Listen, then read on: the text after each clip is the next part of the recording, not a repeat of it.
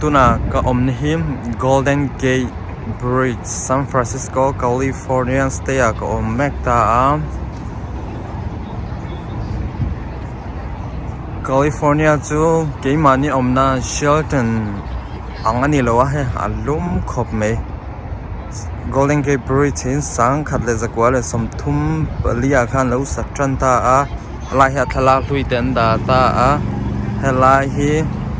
Donors ho lim te an tar ta ai hi an hming te po chuang vek ta chung lampang hi chu a chho thea ni kina khan chho don ni tuna an hoi lampang thalak nam hun tura ka han kal support don ni hai weekdays ania ma semi po an thnem tho atlang pui ti mun poi mo hi chu weekend si office le in kim cholai ni wangi a busy ma se stay frang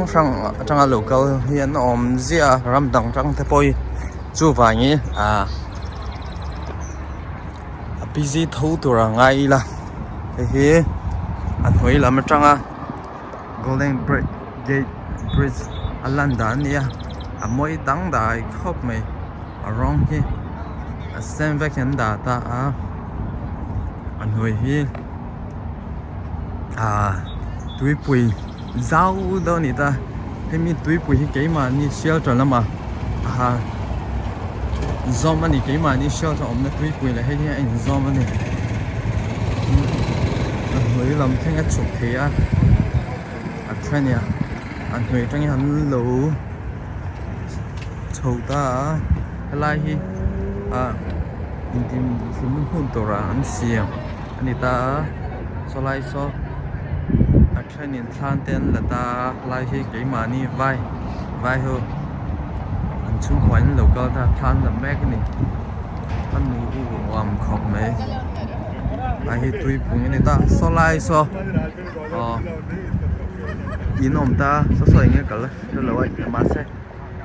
office poi mo tang ya ni lo join ni enge mo tao cho ni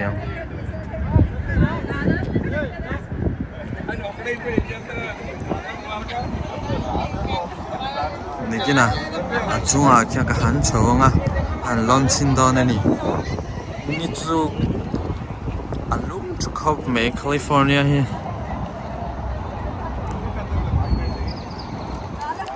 glau ti lang zel do na ni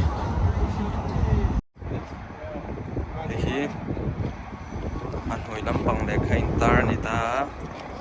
hian the barang of the bay keeper of the gate the ziak ta sorry okay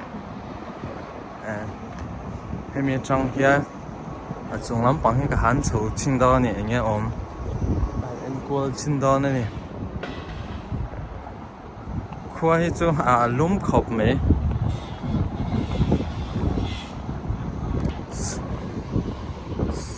so lai hoi sorry model an ti mek ani so lai so to khau thei turin nom da lai hi ke ma ni anga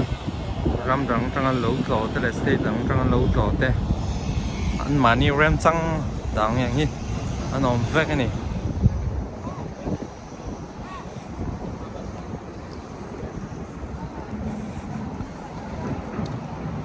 anh po chu ni se a chung ki ka han chho phim chin don ni ending e an nuam nge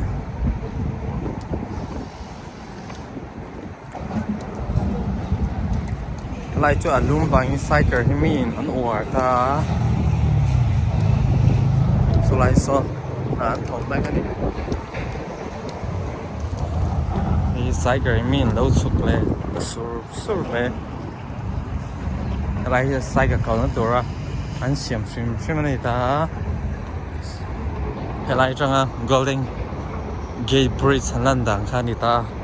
moi khop moi chu atang da yang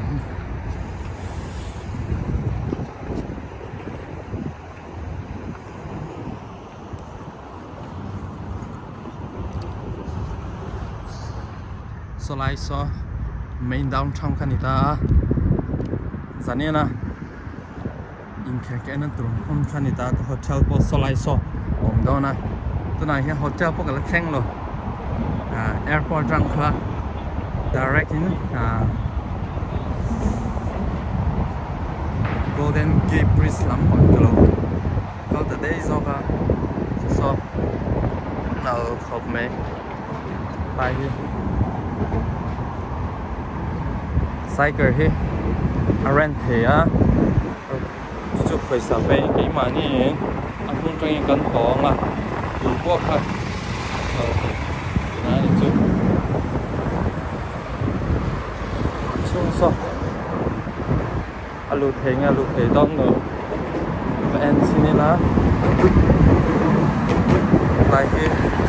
chung ăn thì rồi tất cả chiếc ta no skate, no skateboard, no scooters, no animal operates the here vector.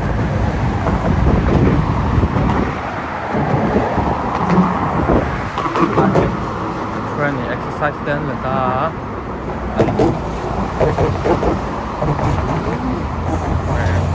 lấy motor two way on ta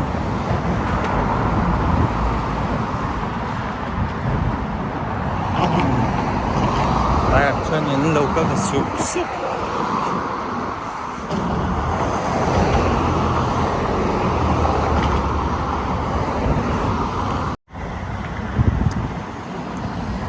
chúng ta ăn hồi London le solai mi so San Francisco downtown and May downtown kan ita ha an nào khop me solai so ne tin atira lo lang na kan ita người cứ tùy khăn người ta lại đi ăn người ta cái gì like cầu nhá like coi là lắc cầu để ta like kia ăn bỏng không đấy lúc này mà sẽ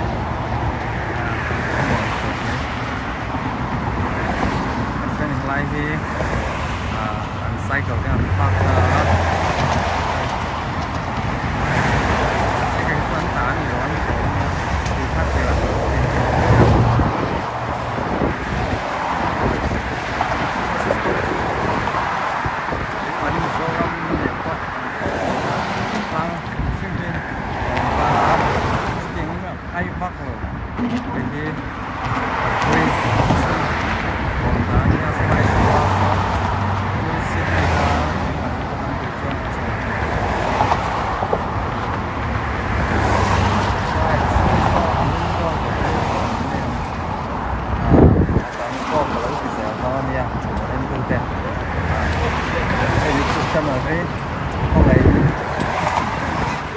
subscribe